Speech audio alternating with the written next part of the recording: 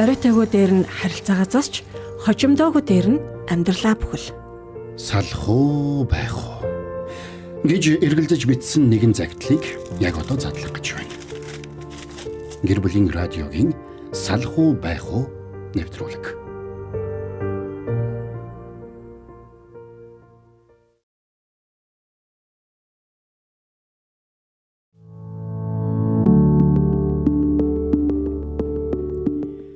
Орой мэндийг хүргэе. Гэр бүлийн радио 104.5 84.5 долгион дээр суугаад харуулсан сонсож байгаа эрхэм сонсогч танд баярлалаа.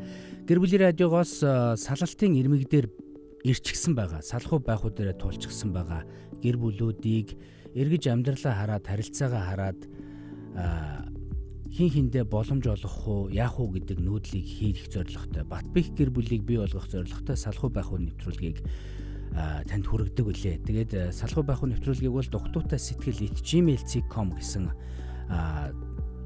имэйл хаяг дээр ирсэн загтлыг дарааллынхаа дагуу хүргэдэг. За өнөөдрийн хувьд ямар захиа ирснийг танд яг одоо харуулах гэж байна. За би танд дэлгэснээ үзүүлье. Өнөөдрийн хувьд 2026 оны 7 дугаар сарын 17-ны өдрийн үдшийн 21 цаг 30 минутанд дугтуутай сэтгэл @gmail.com хаягт ирсэн загтлын хариу зөвлөгөөг танд хүргэнэ. За би загтлын эзэн рүү хариу мэйлийг бичсэн. За энэ ч баннераа түр авчи. За хариу мэйл дээр юу гэж бичсэн бэ гэхээр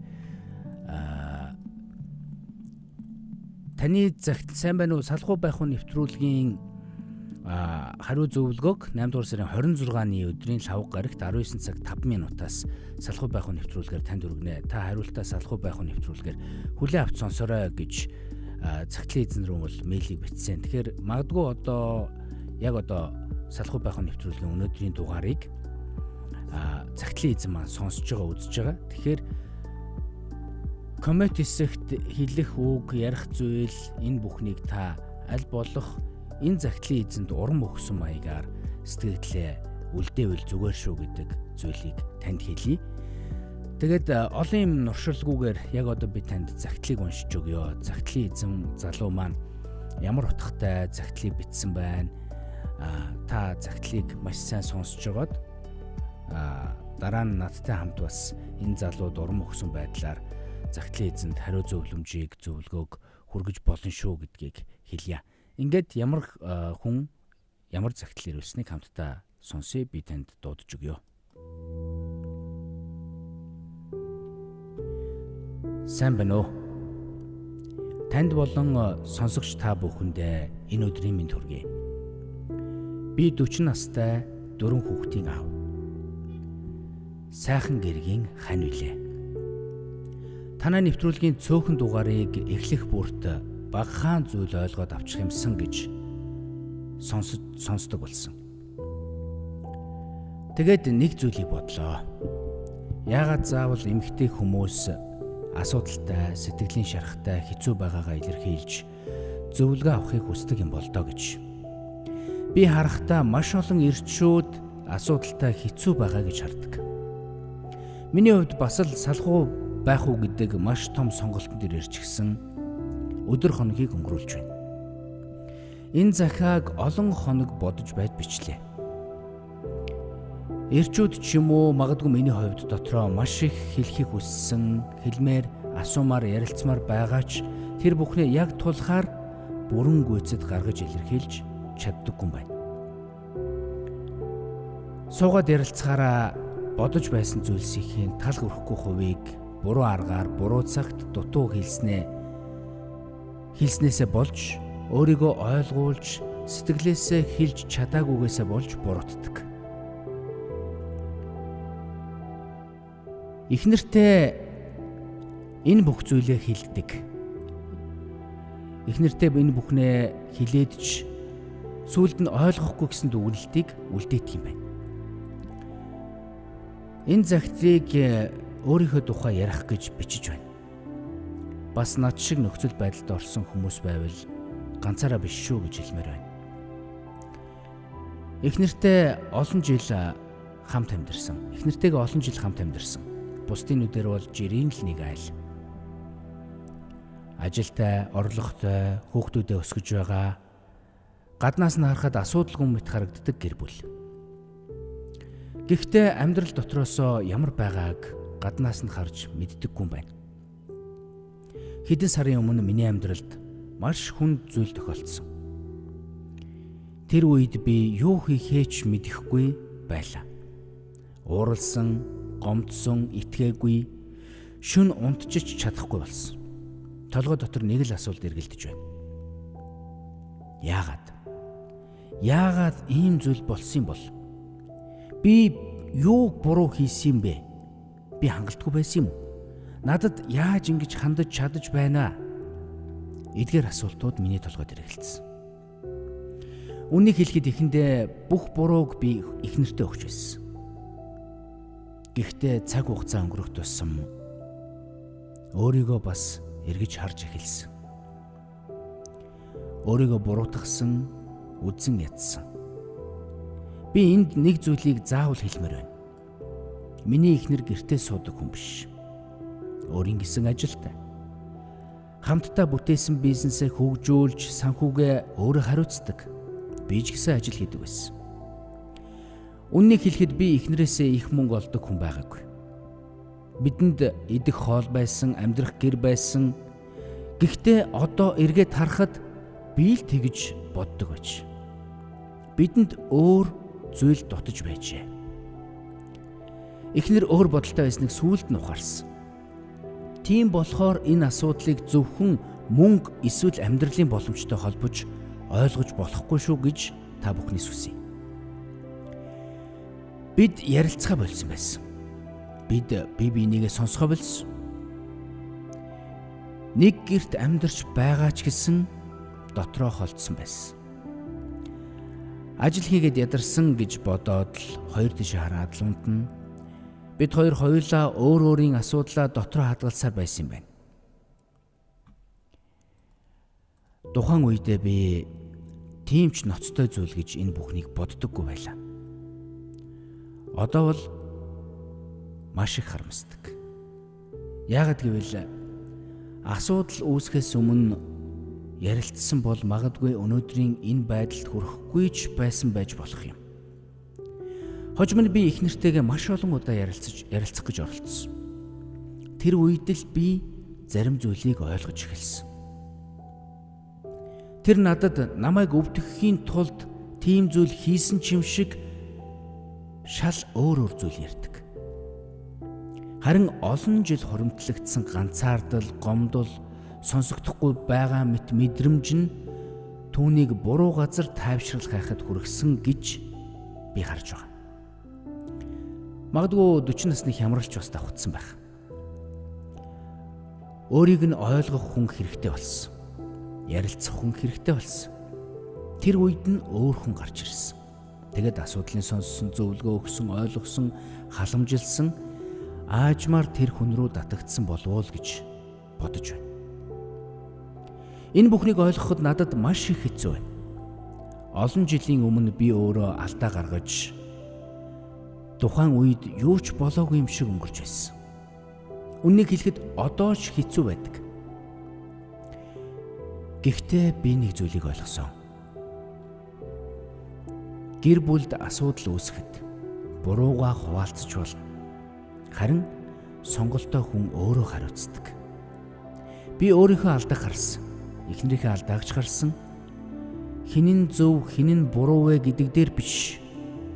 Цаашид яах вэ гэдэг дээр бодож эхэлсэн. Нэг хэсэг бид хоёр салах тухай ярьсан. Эхнэр маань салъя гэж хэлсэн. Намайг өөрчлөгдсөн ч нэгэнт өөр хүн рүү сэтгэл нь татагдсан болохоор буцаад өмнөх шигээ болж чадахгүй байх гэж хэлсэн. Тэр үгийг сонсох надад үнэхээр хэцүү байсан. Тэр үед л би үнэхээр бууж өгмөр болсон. Гэхдээ дараа нь өөрөөсөө нэг зүйлийг асуулаа. Яагаад би бууж өгөх ёстой гэж? Яагаад олон жил босгосон гэр бүлээ хамгаалж болохгүй гэж? Яагаад хүүхдүүд маань томчуудын гаргасан алдааны төлөөсийг төлөх ёстой гэж? Тэгээд би уучлахаар шийдсэн. Үннийг хэлэхэд уучлах шийдвэр гаргах нь амаргүй байсан. Уучлна гэдэг үг мартна гэсэн үг биш юм байна. Уучлна гэдэг болсон бүхнийг зөв гэж хүлээн зөвшөөрөх гэсэн үг биш юм байна. Уучлна гэдэг зүгээр л өнгөрсөндөө амьдрахаас татгалзаж байгаа хэрэг юм байна. Өнөөдөр бид хамт үлдэхээр шийдсэн. Өөрөөсөө асууж байгаа хариулт бол чи үнэхээр чадах уу? Эхнэр маань эргэж хэвийн байдалтай орох уу? Би яг ямар байдалтай байвал даван туулах вэ? Санаатай болон санаандгүй үг үйлдэл бүгдийг нь зүгээр дэвчээд юу ч болоогүй мэт байсаар байх уу? Цаашид яг яах вэ? Гэсэн эдгээр асуултыг өөрөөсөө асуугаад шаналаад явж байна. Гэхдээ хүмүүс нэг зүйлийг ойлгосоо гэж хүсэж байна.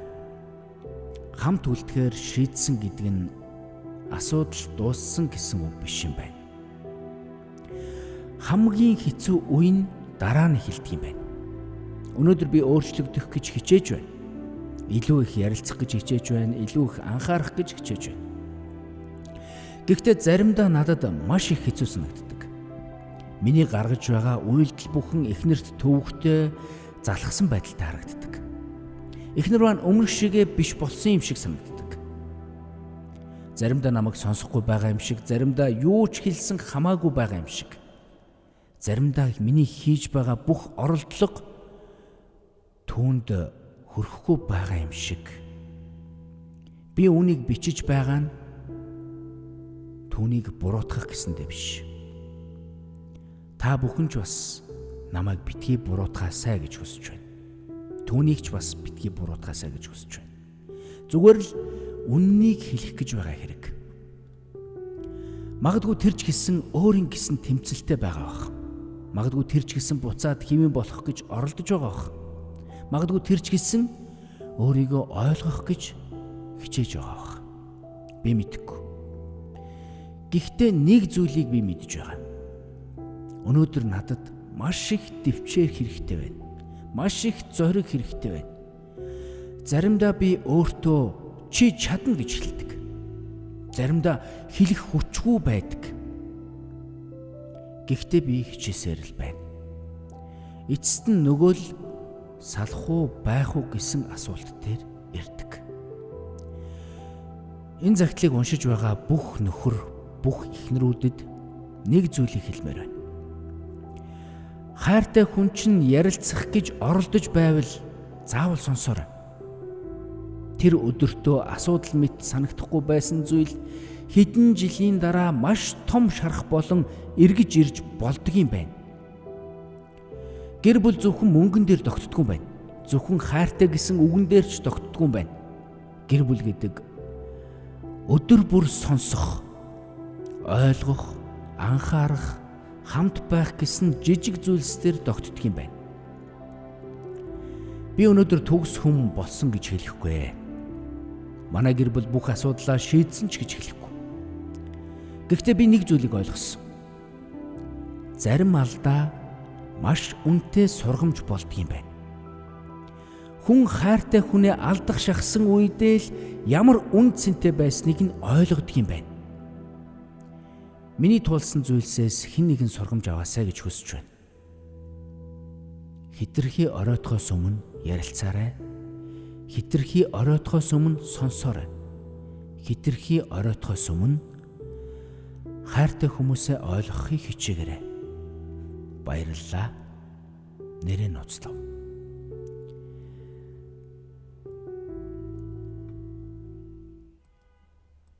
За, ийм нэгэн загтлыг салхуу байх уу нэвтрүүлэгт хандан дугтуутай сэтгэл @gmail.com хаягт өнөөдөр ирүүлсэн байна. Нэгэн залуу бичиж ирүүлсэн байна. Тэгэхээр энэ загтлын эзний хэлж байгаачлан буруутгсан, шүүмжилсэн өнгө аясаар аливаа зүйлд хандаж ярьж илэрхийлж коммент сэтгэл үлдээхгүй байхыг үзэгч танаас, сонсогч танаас хүсье. Нөгөө талдаа өнөөдрийн салхуу байх уу нэвтрүүлгийн энэ нөхцөл байдал бүхий загтал дээр тулгуурлаад ойлгох ёстой, харах ёстой маш олон зүйлүүд өнөөдрийн захиан дээр байна. Тэгэхээр энэ бүхнийг бас олж хараад магадгүй энэ салхуу байх нэвтрүүлгийн өнөөдрийн дугаарын эзэнт хандсан энэ зөвлөмжийг үзэгч та сонсогч та бас харамгүй бас хэлээрээ илэрхийлээрээ яриараа гэж хүсэж байна. Өнөөдрийн энэ захидал олон гэр бүлд магадгүй ухаарал сургамжийг өгөх байхаа гэж найдаж байна. Тэгээ би бас бэлдсэн зөвлөмжөө хүргэе. Үзэгч та сонсогч та бас турсан сэтгэгдэл тэр бүхнээ бас хуваалцаарай. 9986 104 5 гэсэн эфирийн шууд утас болон мессежний дугаар таны өмнө нээлттэй байгаа. Холбогдож орж ирээд бас энэ залууд хэлэх, энэ гэр бүлд хэлэх зөвлөгөөгөө надтай хамт хүргээсэй гэж үзэгч таныг сонсогч таныг хүсэж байна. Би ярьж байгаа зөвлөмжөө таслаад дундуур нь таны дуудлагыг аваад таны үзэл бодлыг бас энэ залууд сонсгох юм боломжийг дундуур нээж өгье. За тэгэд энэ захидлын хариу зөвлөгөөг миний хувьд бэлтгэсэн. Энэ захиаг сэтгэл зүйн талаас нь харахад урвалт болсон эсэх гэдгээс илүүтэйгээр урвалтаас өмнө харилцаанд удаан хугацаанд хуримтлагдсан сэтгэл хөдлөлийн дасалдал, магадгүй урвалтын дараах итгэлийн шарах, мөн хамт үлдэхээр шийдсэн хосын харилцааны сэргэлтийн үе гэсэн ийм ангиллуудыг энэ захидал дээр бол хийж болохоор харагдлаа. За нэг талаас нөхрийг нь хохирогч, эхнэрийг нь буруутан гэж хоёр туйлд аль болох хуваахгүй байх нь чухал гэж юуны түрүүнд үзэж байна. Харилцааны асуудал хоёр талынх нь хэн хинээс байж болдог. Гурав дахь хүнтэй харилцаа үүсгэх сонголтын хариуцлага тухайн хүндээ байж болох ч гэсэн энэ ялгааг захааны эзэн өөрөө маш зөв олж харсан. Гэндэч би гоондоч би гэдэгчлэн хин хинд нь асуудал байсан, хин хин энэ нөхцөл байдлуудыг засахыг хичээж байгаа гэдэг талаас нь харж коммент сэтгэгдлээ үзэгч та сонсогч та бас үлдээгээрэй. За нэгдүгээрт захааны цаана ямар сэтгэл зүйн процесс явагдаж байна вэ? Үүн дээр ярих хэрэгтэй. Гаднаасаа хэвийн харагдаж байгаа ч гэсэн дотроосоо холдсон гэр бүл энэ захидлын хамгийн гол агуулга энэ ч ажиглагдаж байна. Яг ийм байдлаар төрслөгдөж байна. Нэг гэрт амьдарч байсан ч гэсэн дотроо холдсон байсан. Энэ маш чухал хүчтэй өгүүлбэр. Энэ захидлын хэм маягийг магадгүй илэрхийлсэн өгүүлбэр. Энэ нь харилцааны сэтгэл зүйд emotional disconnection буюу сэтгэл хөдлөлийн холбоо тасрах үзэгдэлтэй нийцэж гин гэсэн үг. Хосууд хамт амьдарч, хүүхдээ өсгөж, ажиллаж, мөнгө олж байгаа ч гэсэн би чамайг ойлгож байна. Би чамайг ингэж мэдэрч байна. Чи надтай ингэж ярилцж байна, би чамайг ингэж сонсож байна гэсэн ийм мэдрэмж байхгүй болсон гэсэн үг. Ингээд нэг гэр бүл хамтран амьдрах систем хэвээр үлдсэн боловч сэтгэл хөдлөлийн түншлэл хоорондын холбоос суларсан гэсэн үг. Эндээс хэлэх гэсэн нэг чухал санаа нь юу гэхээр гэр бүл задрах нь ихэнхдээ нэг өдрийн үйл явдал байдаггүй. Олон жилийн турш өдөр бүр хийгдээгүй жижиг зүйлсийн нийлбэр байж болтгоо. Сэтгэл зүйн хувьд өрнөж байгаа процесс нь энэ. За дараагийн нэг зүйл сэтгэл ханамжгүй байсан учраас урвсан гэж тайлбарлаж бас болохгүй. Энэ хэсэг дээр магадгүй захааны эзэн эхнэрийнхээ нөхцөл байдлыг ойлгох гэж хичээж байгаа сайн. Гэхдээ ганцаардсан өөр хүн гарч ирсэн тиймээс урвсан гэдэг сэтгэл зүйн тайлбар болохоос биш. Энэ бол зөвтгөх үйл явц бол байж болохгүй л дээ. Зөвтгөх процесс байж болохгүй. Хүн ганцаардаж болно, хайр халамж дутагдж болно, хүн гэр бүлдээ сэтгэл ханамжгүй байж болно. Гэхдээ энэ бол нэг уруух шалтгаан биш байхгүй. Энэ асуудлуудаа эхнэртэйгээ нөхөртөөгөө ярилцаа шийдэх ёстой. Тэр асуудлуудыг ярилцах, магадгүй хоорондоо ярилцах чадахгүй бол хосын зөвлөгөө авах, төр хугацаанд зай авах, магадгүй том болохгүй бол харилцаагаа дуусгачаад дараад нь өөр хүнтэй харилцаа үүсгэх гэдэг ийм нөхцөл байдлуудыг ярилцуулж болно. Тэрнээс биш ганцаардлаа гэд өөр хүнтэй мессеж чинь, өөр хүнтэй холбогдно. Нөхөр чинь эхнэр чинь тантай ярилцдаггүй байлаа гэд өөр хүнтэй харилцсан гэсэн ойлголт ухтхан биш шүү дээ. Тэр хүнтэй холбоотой асуудлаа тэр хүнтэй шийдэж ийж үнэхээр шийдэж чадахгүй бол харилцаагаа зогсоож ийж дараагийн юмыг ярина гэдэг энэ харилцааг л байлгах ёстой гэсэн үг. нөхрийн одоогийн нөхцөл байдал бол нөгөө урвалтын дараах сэтгэл зүйн шарах. Загтлын дараагийн хэсэг магадгүй илүү их чухал.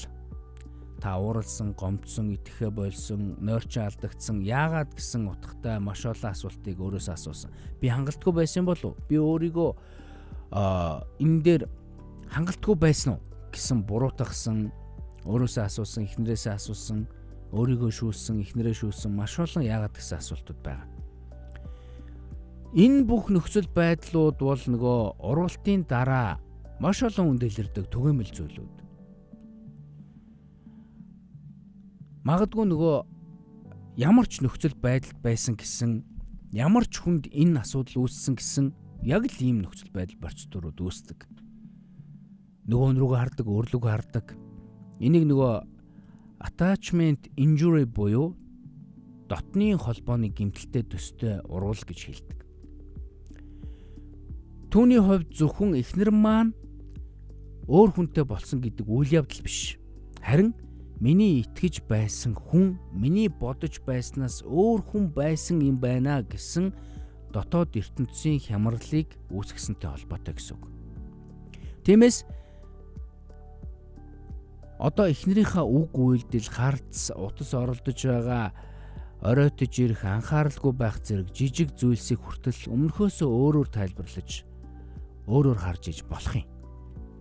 Хамгийн том аюул нь юу вэ гэхээр би уучлсан. Би одоо мартах ёстой гэсэн энэ буруу ойлголтыг яг ийм үед хүмүүс өөртөө суулгах гэдэг. Загтлын эзний хувьд ч гэсэн уучлна гэдэг мартах гэсэн үг биш ээ гэж маш зөв хэлсэн. Би үүнийг одоо ийм асуудалд нэрвэгдсэн бүх хүнд маш сайн ойлгох нь чухал гэдгийг хэлмээр байна. Уучлна гэдэг мартна гэсэн үг биш шүү. Уучлал дээр нэмээд итгэл, уучлал дээр нэмээд одоо мартах үйл явц, уучлал дээр нэмээд дахиж өвдөхгүй байх, уучлал юу ч болоогүй мэт амьдрах. Эдгээр процессууд ер нь бол нөгөө яг энэ итгэл алдсны дараа хүн болгон төрдөг, хүн болгоны явдаг зам мөр, хүн болгон энэ тэмцлийг өөрийнхөө амьдралд харилцаанд хийдэг. Тэгэхээр энэ нөхцөл байдлуудыг бодох хэрэгтэй. Өнөөдөр хүн уучлахаар шийдсэн ч маргааш дахиад өвдөж болно. Энэ байдаг зүйл. Энийг ойлгох хэрэгтэй. Заримдаа нэг үйл явдал санагдахад би чинь уужилсан шүү дээ. Яагаад дахиад ууралж байгаа юм бэ гэж өөрийгөө буруутгадаг. Гэтэл сэтгэл зүйд шархан эдгэрэх магадгүй одоо шулуун шугам шиг ийм нөхцөл байдлууд өнөөдөр би уучлж мартчихъя гэд энэ бүх нөхцөл байдлууд тэр бүхэн шиг амархан хөрөвдгөө гэсэн үг, үүсдэггүй гэсэн үг. Өнөөдөр сайхан байна, маргааш хүнд байна. Дараа өдөр нь ахаа тайвширна. Энэ бол нөгөө сэргэлтийн хэвийн хэлбэлзэл байж болдгийм шүү. Үүнийг бас ойлгох хэрэгтэй шүү. За, гэр бүлийн асуудлыг маш олон нөхцөл байдлаар тайлбарлаж болно. Яг энэ талбар дээр. Тэгэхээр нөгөө нэг attachment theory буюу дотны холбооны онолоор тайлбарлах юм бол маш ойлгомжтой байж болох юм. Хосын харилцаанд хүн дотроо чи намайг сонсох уу, би чамд чухал уу, хэцүү үед чи миний талд байх уу, би чамд найдаж болох уу гэсэн асуултуудыг байнга тавьж байдаг. Эхнэр нь олон удаа ярилцах гэж өмнө нь оролдож исэн. Нөхөр нь тухайн үедээ ач холбогдол өгөөгүй. Энэ тухай захианд бичсэн байсан шүү дээ. Энд нэг тал нь холбоо тогтоох гэж оролдож байгаа, нөгөө тал нь тэр оролдлогыг хүлээж авахгүй байх цикл үүссэн байж болно. Удаан үргэлжлүүл нэг нь улам их ярмаар болно, нөгөө нь улам их залхаж зүхтана. Эхнийх нь улам ганцаардна, улам хүчтэй арга хэрэглэнэ. Нөгөөх нь улам хаагдана. Яг энэ цикл ингээд өдөр хоногт ингээд эргэждэг байхгүй. Энэ бол хосын харилцаанд маш түгээмэл зарчим. Хөөцөлдөх, зай барих гэдэг энэ цикл хосын харилцаанд ингээд үүсчдэг байхгүй. Энэ цикл үүсэхээр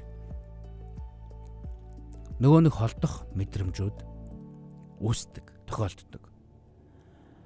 За дараагийнх нэг зүйл энэ хосын харилцаанд хамгийн хэцүү үе гэж одоо хэлж болох гэж байгаа зүйл нь юу гэхээр загтлын эзэн хэлдэг шүү дээ. Хамт үлдэхээр шийдсэн. Энэ нь өөрөө асуудал дууссан гэсэн үг биш. хамгийн хэцүү үе нь дараа нь эхэлдэг юм байна гэж Загтлын эзэн өөрөө бичсэн байсан. Үнэхээр тэгдэг. Уучлахаар шийдсэн үе хамгийн хэцүү. Нэгдүгээр үеийн шок. Яагаад үнэн гэж юу? Яаж чадсан юм бэ? За хоёрдугаар үеийн утга учраа хайдаг. Яг юунаас болсон юм бэ? Би яг хаана алдчих вэ? Манай гэр бүл хизээнээс ийм болсон юм бол. За гуравдугаар үе нь шийдвэр болон сэргэн босголтын үе. За бид үлдэх үү? Үлдвэл яаж амьдрах вэ? Энэ 3 дахь шат хамгийн их хөдөлмөр шаарддаг шат байхгүй. Тэгэхээр ийм 3 үеэр энэ асуудлыг даван туулна гэж хэлж болно, ойлгож болно. За тэгэхээр яг энэ нөхцөл байдалтай холбоотой танд мэдрэгдэж байгаа, магадгүй танд надтай хамтраа зөвлөмөр байгаа, ярмаар байгаа, хэлмээр байгаа зүйлүүд байвал яг одоо та 9986 104 дээр шуудаар холбогдоод ярилцах боломжтой шүү гэдгийг хэлье. Таны өмнө 9986 104 гэсэн эфирийн шууд утас нээлттэй байгаа шүү. Дуудлага орж ирэх юм бол би таны юуг таслаад, өөрийнхөө зөвлөмжийг таслаад яг энэ таны дуудлага, дуу хоолойг бас Загтлын эзэн сонсгохын боломж байгаа гэдгийг танд хэлье. За энэ нөхөрт өгөх хамгийн чухал зөвлөгөө бол дэвчих биш боловсруулах гэдгийг энэ ч онцлог хэлье. Дэвчих биш боловсруулах. Та санаатай болон санаандгүй үг үйлдэл бүгдийг нь зүгээр дэвчээд одоо юу ч болоогүй юм шиг байсаар байх уу гэж асуусан. Үгүй. Дэвчих нь сэргэлт биш. Хэрв дотроо хүүхдийнхээ төлөөд исэн би эр хүн учраас дисэх ёстой, би уучлсан болохоор дахиж энэ тухай ярих ёсгүй гэж бүх өвдөлтөө дарвал дараа нь уур бухимдал, хяналт, хардал, дургуутсал, сэтгэл хөдлөлийн хүндэрэл болон илэрдэг. Тиймээс уучлалын хажуугаар өвдөлтөө боловсруулах шаардлагатай гэсэн үг. Магадгүй их нэртэй тавих шаардлага энэ бүхнийг одоо чухал тооцох хэрэгтэй. Хэрв энэ гэр бүл хамт үлдэхээр шийдсэн бол зөвхөн нөхөр нь өөрчлөгдөөд бүх зүйл сайхан болчихгүй. Эхнэр ч гэсэн өөрчлөгдөх шаардлагатай. За эхнэрт тавигдаж болох чухал шаардлага нь юу байх вэ гэхээр болсон явдлын хариуцлагыг бүрэн хүлээх. Чи намайг ойлгохгүй учраас гэж бүхнийг нөхөрт шилжүүлэлгүйгээр ярилцах хэрэгтэй. Нөхрийн асуултаас зүхдахгүй байх хэрэгтэй. Итгэл сэргээх үед асуулт дахин одоо гарч ирж болно шүү дээ. Яагаад тэгсэн энэ бүхэн дээр цааргалгүй хамтдаа харилцааны холбоосоо сэргээгээд хиндэ хаалт тавилгүйгээр нээлттэй сайхан ярилцах, зөв ярилцаж сурах энэ бүхнийг хийх хэрэгтэй. За дараагийн нэг чухал зүйл нь ил тод байдлыг бий болгох хэрэгтэй. Итгэл гэдэг бол надад итэг гэд одоо шаардлага тавиад бий болчдөг зүйл биш байхгүй юу? Харин би дахиж итгэж болох хүн гэдгээ өдөр бүр харуул. Ингэж ижил нөгөө нэг өдөр бүрийн энэ нийлбэрүүд чинь би одоо их нэртэй итгэж болох юм байна гэсэн нөхцөл байдлыг үүсгдэг гэдгийг сана. За дараагийн нэг нөхцөл байдал нь юу вэ гэхээр нөхрийнхөө өвдөлтийг ойлгох хэрэгтэй. Үгүйсэхгүй байх хэрэгтэй. Чи одоо болтол мартсангүй штэ, мартахгүй байна штэ гэж үгүйсэхгүйгээр өвдөж байгааг чинь ойлгож байна гэдэг байдлаар хандах хэрэгтэй. Өвдсөн хүнийг яаравчлуулах тусам шархан идэвхэхгүй байн тесэрдэг. Энийг бодох хэрэгтэй. За нөгөө талаасаа нөхөр бас нэг чухал хэл хязгаарыг тогтоох хэрэгтэй. Уучлсан гэдэг нь өөрийгөө устгахыг зөвшөөрнө гэсэн үг биш. Хамт үлдэхээр шийдсэн бол хоёулаа 3 дахь хүнтэйгээ одоо холбоо даслах, худал хэлэхгүй байх, нууц харилцаа үүсгэхгүй байх, нөхрийн хувьд мэдээж хамгийн номер 1 шаардлагатай тавих төстэй зүйл нь доромжлохгүй байх. Хүүхдүүдийнхээ өмнө хэрүүл хийхгүй байх, асуудлаа ярилцах цагтай болох. Шаардлагатай бол одоо яг мэрэгжлийн үн дээр ирээд зөвлөгөө авах. Яг ийм асуудлуудын дараа одоо бүх осуудын ярьдаг хэлдэг зүйл нь хүүхдүүдийнхээ төлөө хамт үлдэх тухай яриа хөрөг хийдэг. За нөхрийн хувьд загтал дээр маш тодорхой бичсэн байсан. Яагаад хүүхдүүд маань томчуудын гаргасан алдааны төлөөсийг төлөх ёстой гэж. Яг ийм хүчтэй асуултыг нөхрийн хувьд бол одоо захиан дээр тавьсан байсан. Нэг зүйлийг хэлэхэд хүүхдийн төлөө гэр бүлээ хадгалах нь сайн зорилго байж болох зүйл. Гэхдээ хүүхдүүдийн төлөө заавал хамт байх нь өөрөө зөв шийдэл биш гэсэн үг. Хосын харилцаа эцсийн бүлэгтээ хүүхд дээр, нэр хүнд дээр, мөнгөн дээр тогтдоггүй. Хосын харилцаа эцсийн бүлэгтээ юун дээр тогтдог вэ гэхээр энэ бүх асуудлууд үүссэн байжээ. Гэхдээ үүнээс цааш явлаа гэж бодоход одоо бид хоёрт бие бинийгээ хайрлах сэтгэл биевэлүү. Үүн дээр л тогтдог. Хүүхдэд хамгийн чухал хэрэгтэй зүйл бол эрүүл доктортой хүндэтгэлтэй харилцааны орчин. Тэгэхээр нэг хүүхдийн төлөө хамт байх гэдэг нөхцөл байдал дээр тулгуурлаа шийдвэр гаргаж болохгүй. Хүүхдийн төлөө эрүүл харилцаа бий болгох, хүүхдүүдийнхээ төлөө бид хоёр бие бинийгээ хайрлаж байгаагаа мэдрүүлэх энэ доктортой эрүүл харилцаа, хүндэтгэлтэй харилцааны орчныг бид хоёр хүүхдүүдэд үзүүлж чадах уу? Энийг үзүүлэх нөхцөл нь чи намайг хайрлах хайр байна уу? Би чамайг хайрлах хайр байна уу? Энэчнээс бүх зүйл эхэлдэг. Хосуудад санал болгох практик арга нь юу байдаг вэ гэхээр яг ийм нөхцөлтэй магадгүй одоо хамт үлдэхээр шийдэж байгаа бол энэ хосууд шиг ингэж шийдэж байгаа бол 3-аас 6 сарын хугацаанд дараах зүйлүүдийг та хэрэгжүүлээд үзээрэй. Өдөр бүр тогтмол 20 минутын ярилцлагыг хийх хэрэгтэй. Ямар нэгэн утасгүй хүүхдүүдээс тусдаа зөвхөн хойлохна. Өдөр бүр чанартай 20 минутыг хийнд гаргана. Магадгүй яг ингэ гаргана гэхээр хүмүүсийн хувьд ингээд юу ярих юм гэдэг ийм тэг үсэд байдаг. Юу ч ярьж болно шүү дээ. Өнөөдөр чамд юу хамгийн хэцүү байсан бэ? Өнөөдөр би чамд юугаараа тус болсон? Чи надад одоо юу хэрэгтэй байгааг байна гэж бодож байна. Надаас чамд юу хэрэгтэй байна вэ? Би яг яавал болохоор байна вэ? Буруутахгүйгээр мэдрэмжээ хэлэх. Хүмүүс ярихдаа юун дээр алддаг вэ гэдгээр чи дандаа ингэдэг. Чи хизээч. Чиний буруу гэдэг эдгээр үгийг одоо ярилцахдаа маш их ашигладаг хосуудын хувьд. Тэгэхээр чи дандаа чи хизээч чиний буруу гэдэг үгийг хэлхийн оронд өөрийнхөө мэдрэмжийг илэрхийл. Тэр үед би ийм мэдрэмжийг авсан. Надад ийм зүйл одоо хэрэгтэй байсан. Чи ингэсэн бол надад илүү гоё байх байлаа гэдэг ийм мэдрэмжээ илэрхийлж сурах нь өөрөө чухал.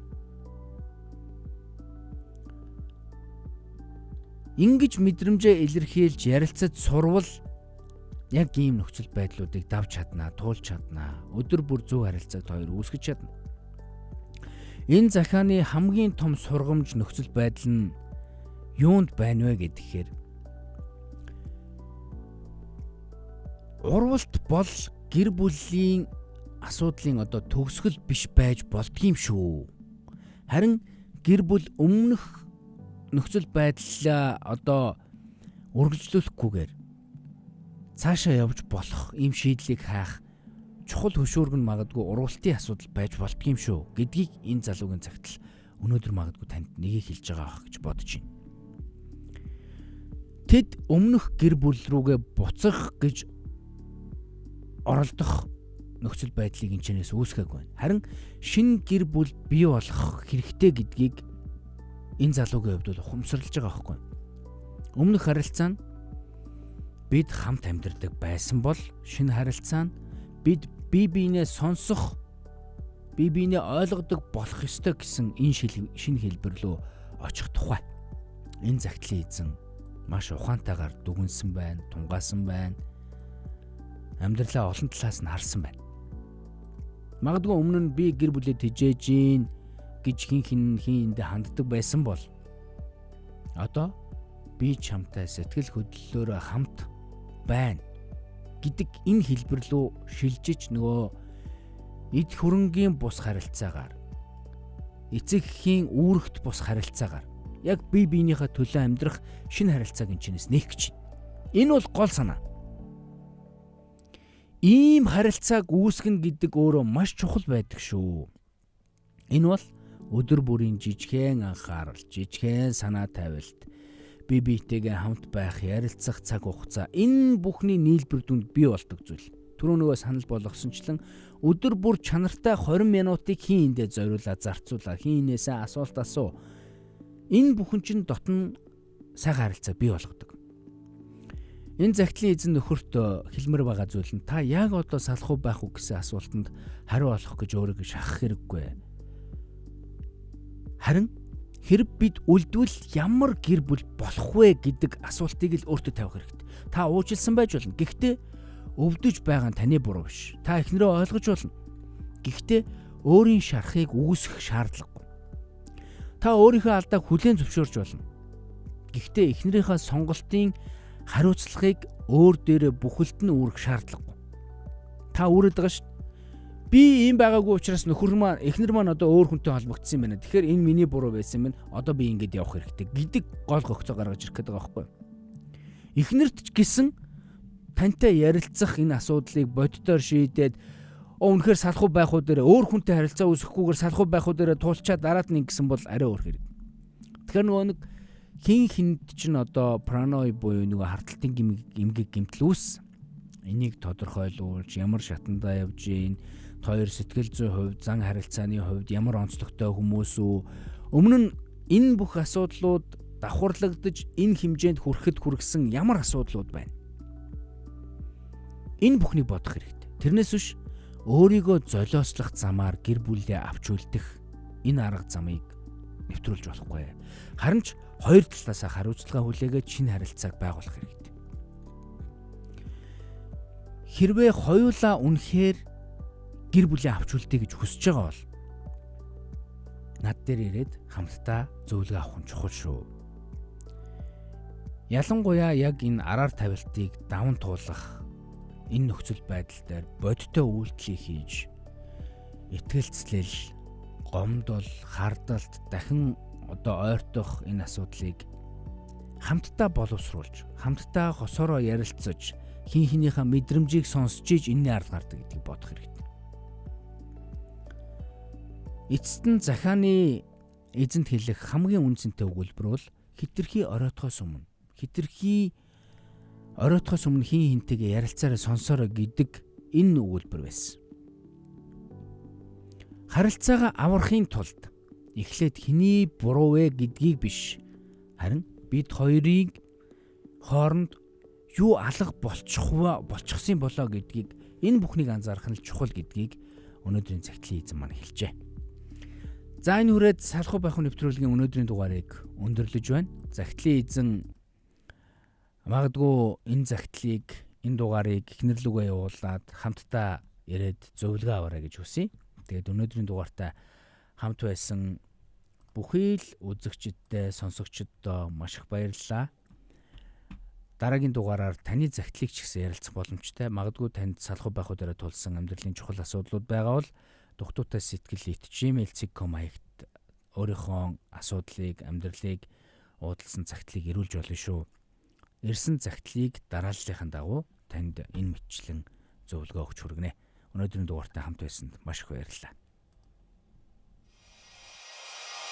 Амьдран гэж шийдээд гэр бүлтэй болсон л бол амархан дуусгаж болохгүй.